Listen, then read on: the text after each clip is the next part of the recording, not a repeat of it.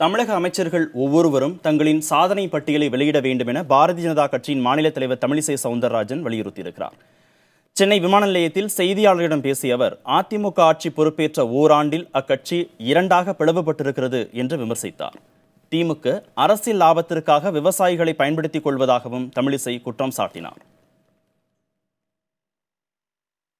மரியாதைக்குரிய எடப்பாடி அவர்கள் எப்படி மத்திய அரசு 3 ஆண்டு சாதனைகளை ஒவ்வொரு அமைச்சர்களும் தங்களது சாதனைகள் என்று தெளிவாக வெளியிட்டிருக்கிறார்கள். அதே போல தமிழகத்தில் உள்ள அமைச்சர்கள் ஒவ்வொருவரும் தங்களது ஓராண்டு சாதனை என்று தங்களது சாதனைகளை வெளியிட வேண்டும்.